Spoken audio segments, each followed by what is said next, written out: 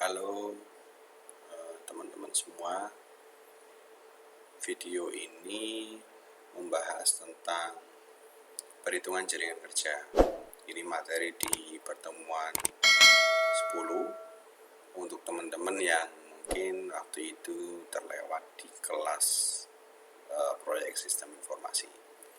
Jadi pada materi sebelumnya ya, kita membahas tentang jaringan kerja. Kemudian ini materi jaringan kerja lanjutan. Jadi dalam jaringan kerja itu ada perhitungan juga, teman-teman. Ya, bagi teman-teman yang belum menyimak di pertemuan lalu, mungkin nanti juga bisa direview videonya sehingga teman-teman ada berkesinambungan dengan video kali ini. Baik, kita langsung ke slide pertama. Jadi teman-teman setelah semuanya memahami dan mengerti tentang network planning, ya tentunya kita tahu nih keuntungan-keuntungan yang bisa kita dapatkan ketika kita menyusun sebuah jaringan kerja yang baik. Yang pertama, sebelum suatu kegiatan dimulai, semua kegiatan yang mendahulunya harus selesai dilakukan. Jadi ketentuan dalam network planning ini harus bertahap, teman-teman. Artinya ya, tahap pertama selesai, baru teman-teman beralih ke tahap berikutnya. Tahap kedua selesai, beralih ke tahap ketiga. Tahap ketiga selesai, beralih ke tahap keempat, dan seterusnya. Siklusnya seperti itu ya. Itu yang pertama. Yang kedua adalah gambar anak panah menunjukkan urutan dalam mengerjakan pekerjaan, dan panjang anak panah serta letaknya tidak menunjukkan letak pekerjaan. Ya, ini ketentuan yang nanti akan mengatur bagaimana kita membentuk sebuah network planning.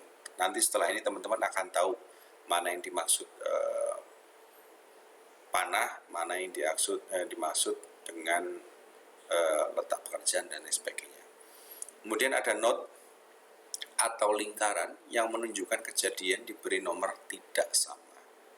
Ya, ini tentunya node itu titik-titik atau pos-pos yang dihubungkan oleh garis ya, yang dihubungkan oleh gambar anak panah tadi yang nomor 2. Kemudian setelah node ada 2 buah kejadian event atau nama dapat dihubungkan oleh satu kegiatan anak panah. Ya, suatu action, satu kegiatan dapat menghubungkan antara kedua dua buah node ya.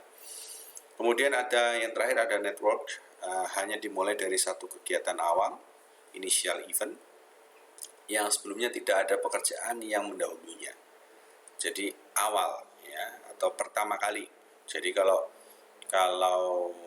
baru dimulai ya, ini bisa dibilang sebagai network. Kemudian di samping itu network diakhiri oleh suatu kejadian akhir, terminal akhir. Nah, ini ketentuan dalam membentuk atau membuat sebuah network planning. Ya. Ketentuan-ketentuan ini harus teman-teman pegang untuk membuat sebuah rangkaian network planning. Nah, ini ada tabel, teman-teman. Ini adalah contoh penyusunan diagram jaringan kerja. Jadi kalau ini ada network A, ya A, biasanya predecessornya adalah strip.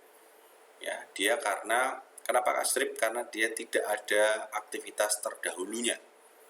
Ya, karena ini pertama atau network tadi ya, sesuai dengan apa yang karakteristik sebelumnya. Kalau dia belum ada aktivitas sebelumnya atau awalan, maka predecessor atau pendahulunya strip, tidak ada. Ini adalah lama kegiatan. Oke, kemudian selanjutnya ada B. B, predecessornya juga minus. Kenapa? Karena sebelumnya belum ada kegiatan apa-apa. Lama kegiatannya 3. Jadi ini kegiatan pertama nih. A dan B ini kegiatan pertama. Ya, di sini saya tulis 1, kegiatan pertama. Kemudian ada C. C itu didahului oleh A. Jadi bisa dibilang ini adalah prasyarat. C itu akan terjadi apabila A sudah selesai. Ya, lama kegiatannya 4. Ini kalau kita lihat dari segi diagram ya. Kemudian D juga akan diproses ya atau dilalui dengan syarat ketika B ini sudah selesai. D akan diakses ketika B sudah selesai. Lamanya ada 2. Kemudian yang E itu bisa jadi predecessornya C atau D. Lama kegiatannya 3. Nah, ini dari segi diagram. Kemudian next. Nah, ini dari pembentukan diagram jaringan kerja. Kalau tadi tabel, sekarang sudah masuk ke diagram jaringan kerja. Nih, tadi nih, teman-teman lihat ini ya, lihat tabel yang ini ya, diingat tabel yang ini. Ketika kita transformasikan atau kita rubah ke dalam sebuah node, maka hasilnya akan seperti ini. A adalah action pertama, ya, sebelumnya tidak ada, lama kegiatannya adalah 2, ya.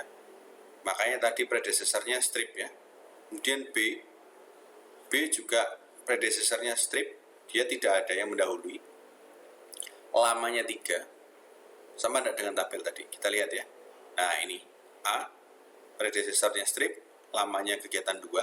B, predecessornya strip, lama kegiatannya 3. Kemudian ada C.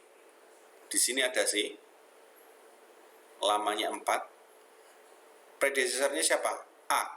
Ya, pendahulunya adalah A di sini. Begitu juga dengan D, teman-teman. D, lama kegiatannya adalah 2. Predecessornya atau pendahulunya adalah B.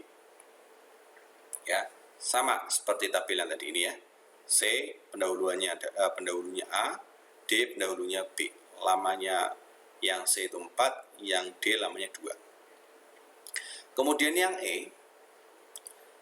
E di sini bisa predecessornya berupa C atau predecessornya berupa D dan lamanya 3. Makanya di tabel yang tadi ditulis keduanya. E predecessornya C, D. Ya. Ini pembentukan diagram jaringan kerja. Ini yang perlu teman-teman pahami secara mendasar pertama kali untuk membentuk sebuah diagram jaringan kerja. Nah, di sini ada kalkulasi penaksiran waktu kegiatan atau CMP. Metode ini digunakan penaksiran secara estimasi waktu tunggal atau single, time estimate. Umumnya digunakan penaksiran berdasarkan waktu pelaksanaan kerja yang pernah dilakukan. Nah, ini teman-teman ada keterangan nih dari lingkaran ini, ya, yang saya lingkari ini merah ini. Ada keterangan di sini. Ruang sebelah kiri, ya, sebelah kiri nih. Not reference number atau event number, nomor peristiwa yang ini kiri, ya. Ruang kanan atas, ya, saat kejadian paling awal, SPA, earliest event time, ya, SPA. Kemudian ada juga ruang kanan bawah, SPL, ya, atau latest event time, latest event time. Ini yang bawah, ya. Nah, ini nanti teman-teman harus ingat node-nya itu terdiri dari apa saja. Ada ruang sebelah kiri, ruang kanan atas, ruang kanan bawah. Karena nanti ada rumusnya. Oke, berlanjut lagi. Di sini pengertian EET dan LET dalam CPM. Ya. Dalam Critical Path Method yang ini dikenal earliest event time dan latest event time (LET). Total float, free float, dan float interference. Yang A, earliest event time atau EET adalah peristiwa yang paling awal, teman-teman, atau waktu tercepat dari event SPA. Ini yang EET. Ya, yang EET. Kemudian LET, ini EET atas ya, kanan atas ya. Nah, kemudian kalau last event time, LET, adalah peristiwa yang paling akhir, waktu paling lambat dari event SPL. Ya, ini yang kanan bawah. Ya. Ini clue-nya ketika teman-teman membuat jaringan kerja. Kejadian kegiatan antara 2 event. Nih ada gambar nih, 2 node nih. ada I dan J. Ini nomor, ya, ini SPA atas, SPAI punyanya I, dan kemudian ada SPLI. Di sini juga ada SPAJ, kemudian SPLJ, ya. Ini SCM, SCS, SLS, SLM. Nah, keterangannya di sini teman-teman, di bawah ini. I dan J itu nomor peristiwa, ya. N nama kegiatan, D durasi waktu. Kemudian SPAI, saat paling awal pada peristiwa I. Ya, yang pertama nih, SPAI. Nilai di sini yang punyanya I kanan atas. SPAJ, punyanya J kanan atas. Peristiwa paling awal pada peristiwa J, saat paling awal. Kemudian ada SPLI, ya, adalah saat paling lambat pada peristiwa I. Ya, SPLJ yang di sini ya di kanan, saat paling lambat pada peristiwa J. SCM saat paling cepat mulainya kegiatan, ya, ini sudah mulai kegiatan. Kemudian ada SCS, saat paling cepat selesainya kegiatan.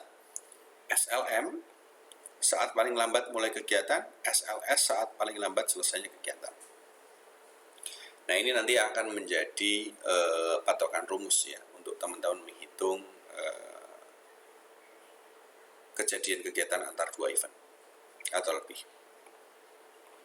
Next, rumus lengkap diagram network yang mungkin nanti teman-teman harus ingat juga, ya. Rumus saat paling awal atau SPA, mencari SPA, ya. Di sini adalah SPAJ sama dengan SPAI plus D. SPAJ, ya, sama dengan SPAI ditambah D, ya. SPAJ sama dengan SPAI ditambah D, ya, atau SCS sama dengan SCM tambah D. SCS sama dengan SCM ditambah D, ya, itu rumus saat paling awal atau SPA. Kemudian ada rumus saat paling lambat atau SPL. SPLI, ya, SPLI rumus paling lambat, ya. SPLI di sini paling lambat di sini adalah sama dengan SPLJ yang di J yang di depan dikurangi D, atau SLM sama dengan SLS dikurangi D, ya. Itu rumusnya. Kemudian ada lagi waktu paling cepat maksimal dan waktu paling lambat minimal. Untuk waktu paling cepat maksimal berarti SPAJ, ya. Waktu paling cepat maksimal itu yang note setelahnya, ya, note berikutnya. SPAJ sama dengan max SPAI, ya, ditambah D. Max itu nanti adalah mencari angka yang besar, yang tinggi, ya. Itu waktu paling cepat maksimal. Kemudian waktu paling lambat minimal, SPLI di sini sama dengan min atau nilai yang kecil dalam kurung SPLJ minus D, ya. Jadi untuk rumus ini semua bergantung pada D atau lamanya kegiatan. Gitu ya, teman-teman ya. Next, prosedur perhitungan maju SPA atau EET, ya. Di EET, perhitungan untuk maju menghitung EET yaitu rumus EET adalah dalam kurung EET plus D, max, atau SPA sama dengan max SPA plus D. Prosedurnya untuk menghitung EET dan SPA, tentukan nomor peristiwa dari kiri ke kanan. Ingat, dari kiri ke kanan. mulai dari peristiwa nomor 1 berturut-turut sampai nomor maksimal. Kemudian nomor 2, pada posisi awal nilai SPA 1 sama dengan 0. Kemudian nomor 3, pada setiap posisi J, SPA J sama dengan max atau maksimal, maksimum, dalam kurung SPAI plus D. Artinya dicari nilai yang paling tertinggi, seperti yang saya bilang tadi, max. Ya, kita cari nilai yang tertinggi dari SPAJ saat paling awal selesai kegiatan pada peristiwa J. Ini prosedurnya. Contoh, dari graf ini atau not ini, ya, kita bisa lihat perhitungan nilai SPAJ. SPAJ sama dengan SPAI ditambah D, dan SPCJ sama dengan max atau maksimum dalam kurung SPAI plus D. Ya, nih kita lihat nih, SPAJ ya sama dengan SPAI. SPAI-nya mana? Di sini nih. Ya. 0 ditambah D. D-nya berapa? 2. D-nya itu lama kegiatan. Ini sudah pasti letaknya di sini karena tadi rumusnya begitu. Ya. SPAI tambah D. Berarti kalau kita lihat SPAJ, hasilnya ini 0 tambah 2 sama dengan 2. Kemudian yang B juga begitu. Ya. 0 ditambah 3 atau lama kegiatan itu ketemu SPLJ, ya, ketemu SPLJ. SPAJ dan SPLJ. Ini SPAJ-nya atas, SPLJ-nya bawah. Kemudian di sini juga ada SPAJ-nya, ya. Kita lihat 2 di sini di atas 2, ya, 2 ditambah dengan 4, ya. SPAI-nya itu berupa 2 di not pertama. Kemudian D-nya di sini. Maka 2 tambah 4 sama dengan 6. Nah, SPC-nya biasanya digunakan ketika ada persimpangan 2 ini. Ya. Persimpangan 2 ini. 2 persimpangan kan berakhir di satu not, ya.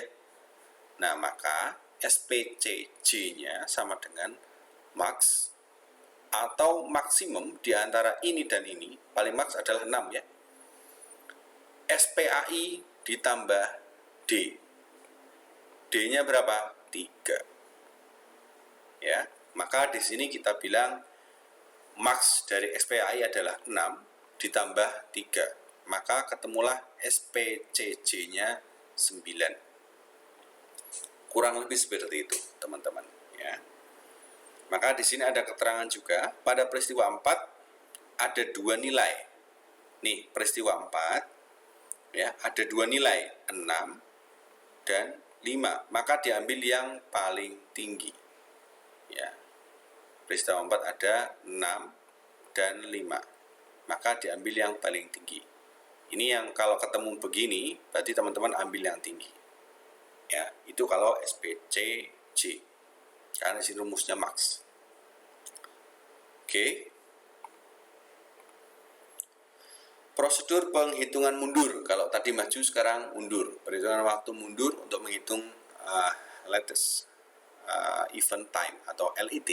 Rumus LET adalah LET min D. Ya, atau SPL. SPL-nya adalah min, kalau tadi max. Karena sekarang mundur, berarti min SPL min D. Prosedur LET atau SPL, saat paling lambat SPL, peristiwa terakhir sama dengan saat paling awal atau SPA. Peristiwa semua akhir maksimal. SPLJ sama dengan SPAJ.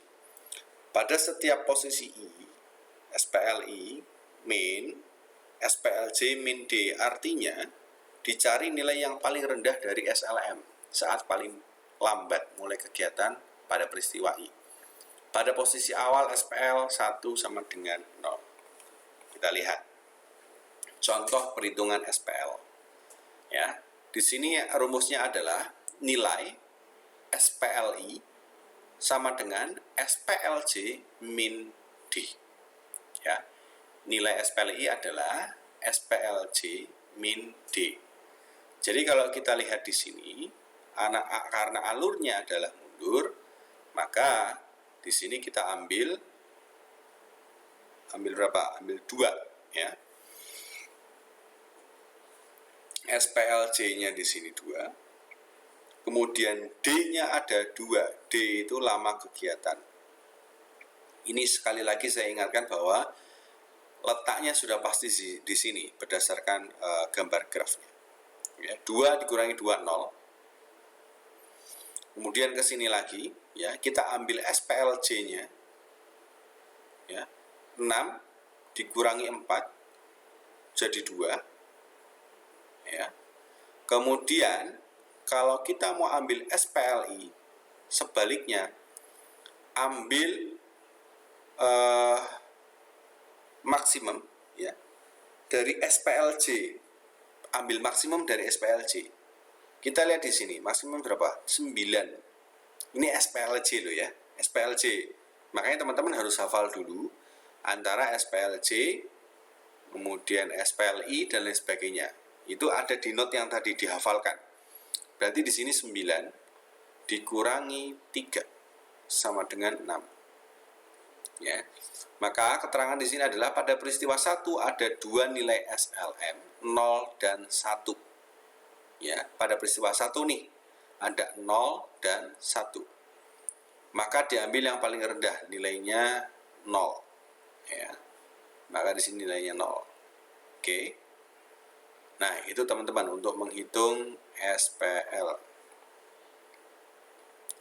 Nah, teman-teman nanti silahkan membuat latihan soal, membuat jawaban dari soal ini. Ini ada tabel, ya, kegiatan, predesesor, dan lama kegiatan. Silahkan buatkan SPC dan SPL-nya.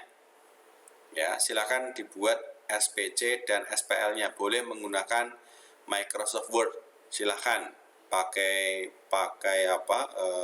insert bangun, pakai lingkaran. Monggo. Yang tugas berikutnya, hitung SPC dan SPL dari diagram bawah ini. SPC-nya berapa, SPL-nya berapa. Ingat, teman-teman lihat di sini, ya. Teman-teman harus hafal ini, ya. Kalau enggak yang ini nih, yang saya. Nah, ini nih. Teman-teman harus tahu nih posisinya, mana SPLA, mana SPAI, mana SPLI, mana SPAJ. Teman-teman harus hafal, ya, untuk mengerjakan soal tersebut. Silahkan kerjakan di latihan soal tugas 1 dan tugas 2. Teman-teman cukup kalau misalnya tidak memungkinkan untuk pakai Microsoft Word, teman-teman tulis saja tangan, kemudian difoto, kemudian di email ke saya, ya. Ini untuk tugas pertemuan ke-10. Dan pertemuan 11 nanti akan ada tugas sendiri karena kita sudah 2 kali pertemuan tidak ada kelas. Begitu teman-teman, terima kasih. Mungkin sekian saja dari saya, dan ini cukup jelas untuk materi pertemuan ke-10. Kurang lebihnya mohon maaf. Terima kasih. Assalamualaikum warahmatullahi wabarakatuh.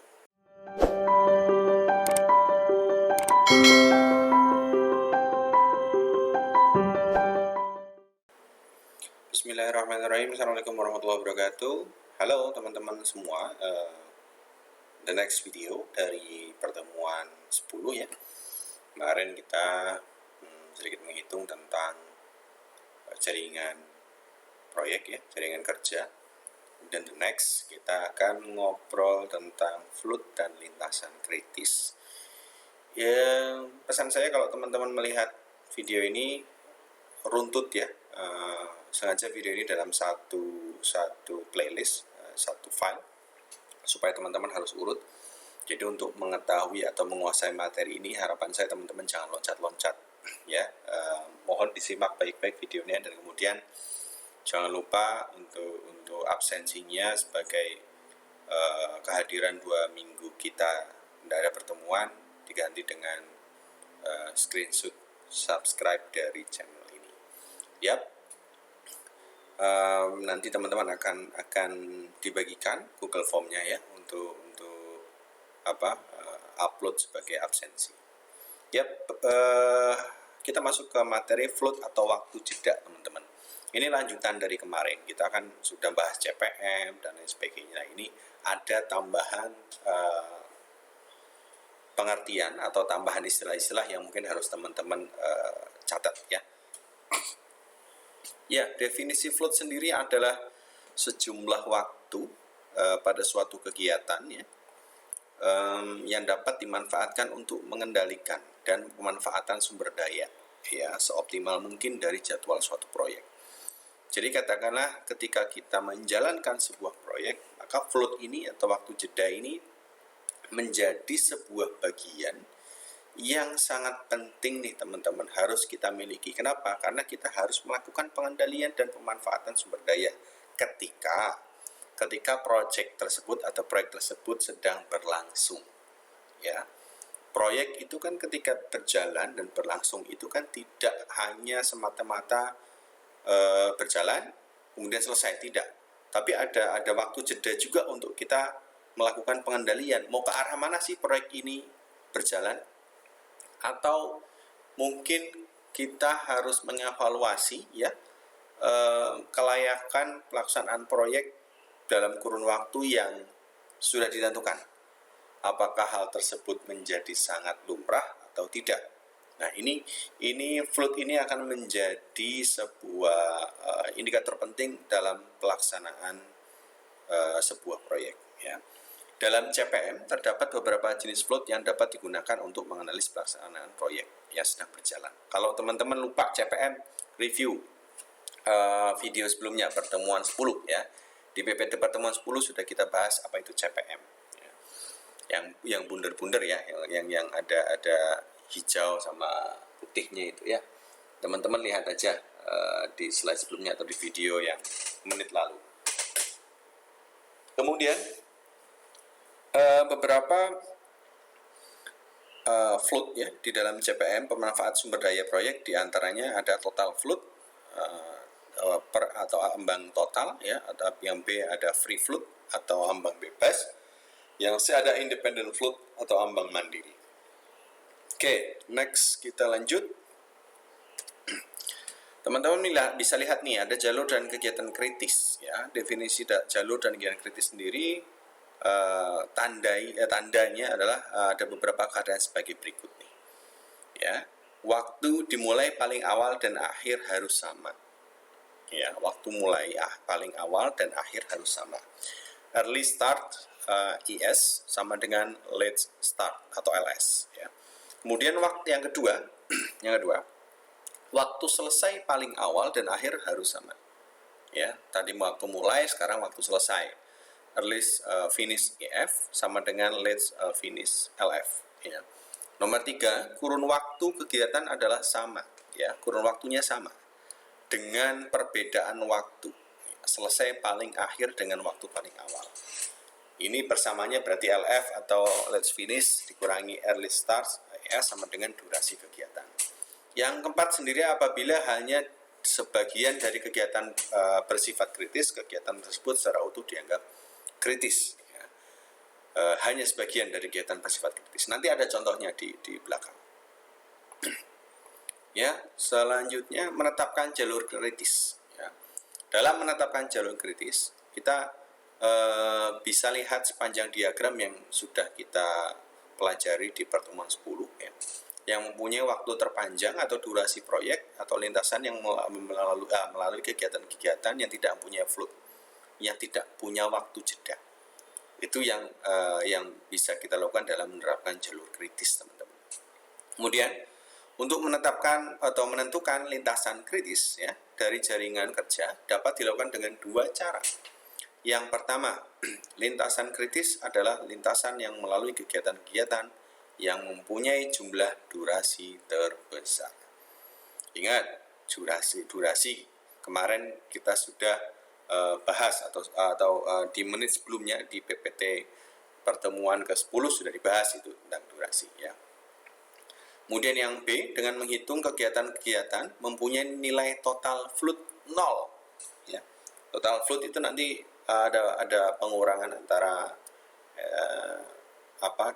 dua indikator penting di dalam diagramnya. Ya.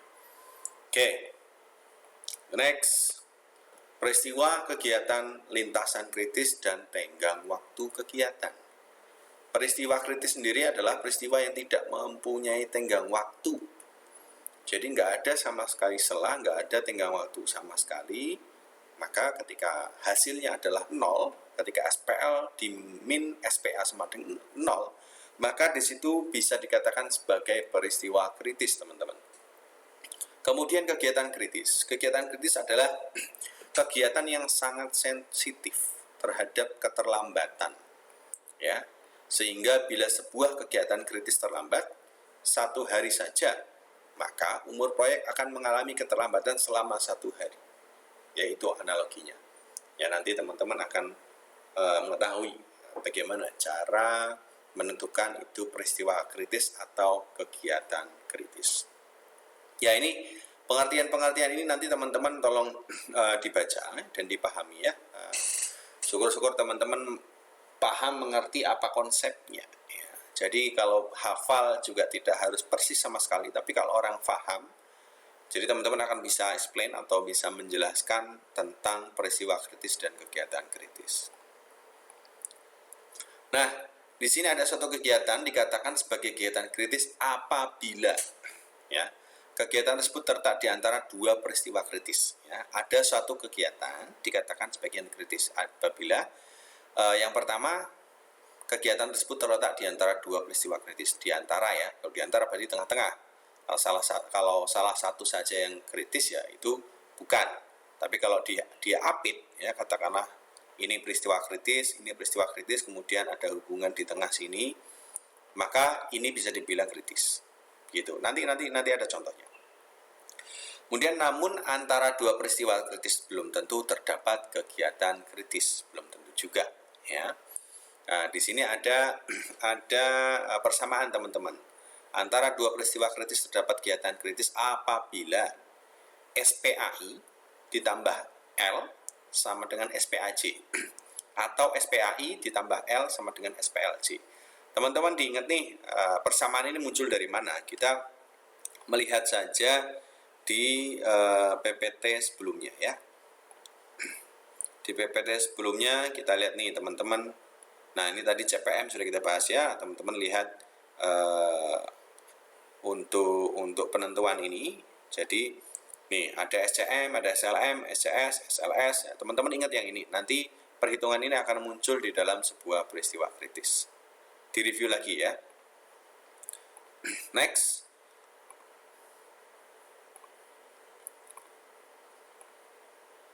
Lintasan kritis. Lintasan kritis adalah lintasan yang terdiri dari kegiatan kritis. Ya, ada kegiatan kritis yang berkesinambungan satu sama lain.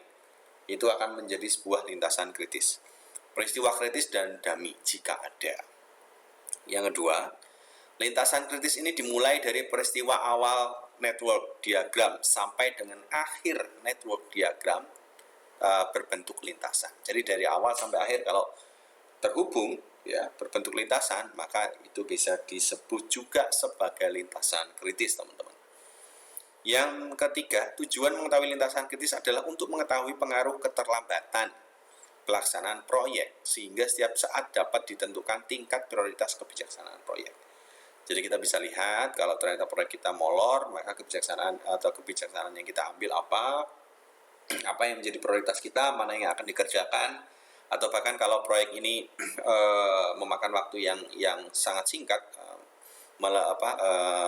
di bawah target ya, misalnya timingnya ada 1 bulan, ternyata di bawah 1 bulan sudah selesai, maka tetap akan ada evaluasi sebagai prioritas kebijaksanaan yang dilaksanakan dalam proyek.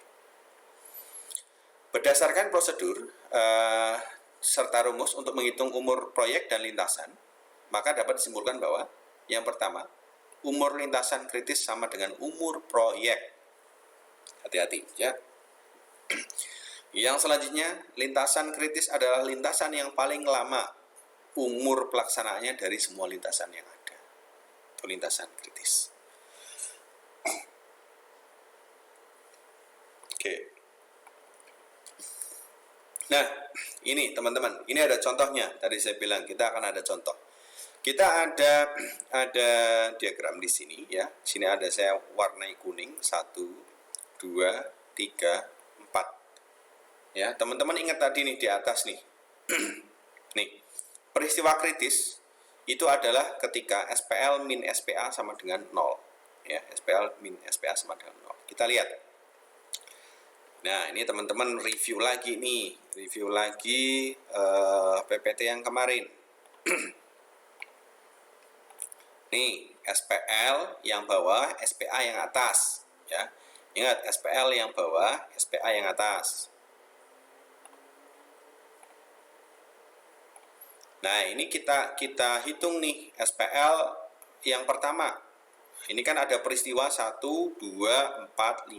Kenapa hanya 1 2 4 5? Karena yang SPL min SPA sama dengan 0 hanya kejadian 1 2 4 dan 5. Yang ini tidak. 4 kurangi 3 kan 1 ya. Yang saya lingkarin ini tidak. Maka di sini kita lihat ya teman-teman ya, SPL-nya kegiatan peristiwa 1 adalah 0, 0 kurangi 0 adalah 0, kemudian SPL nomor 2, kegiatan 2 kurangi SPA nomor 2 itu adalah 0, 2 kurangi 2 0. Peristiwa nomor 4 juga 6 kurangi 6 0. Kemudian peristiwa nomor 5 juga 9 kurangi 9 0. Lihatnya ini ya. Ya, oke. Nah, di sini bisa dibilang bahwa peristiwa 1, 2, 4, dan 5 adalah peristiwa kritis karena memiliki slack S sama dengan 0. Ya. Kemudian berikutnya, kegiatan ACE. Ini ya, kegiatan A. Ini kegiatan. Ini namanya kegiatan ACE. Adalah kegiatan kritis karena diapit 2 peristiwa kritis. Peristiwa ini peristiwa kritis, ini peristiwa kritis, dan diapit. Ini juga peristiwa kritis, ini peristiwa kritis, dan diapit ya. Maka di sini dibilang adalah kegiatan kritis. Kemudian yang ketiga, peristiwa 1, 2, 4, 5 dan kegiatan ACE adalah jalur kritis. Ya, mulai dari peristiwa, saya hapus dulu deh. Mulai dari peristiwa, ya, masing-masing peristiwa sampai kegiatannya itu semua kritis. Maka di sini jalur ini yang ke sini ya, itu adalah jalur kritis. Ya. Nah, itu cara menentukannya teman-teman. Contoh kasus ya, kita berdasarkan tabel berikut ini, buatlah network diagram. Ya, teman-teman kalau lihat seperti ini, harapan saya sudah bisa membuat network diagram.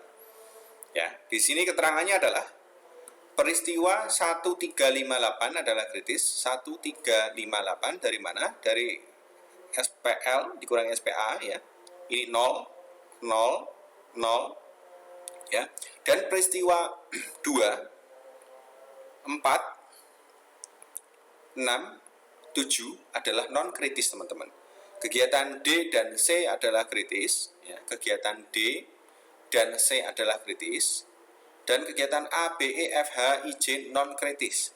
Peristiwa 1, 3, 5, 8 dan DC adalah jalur kritis.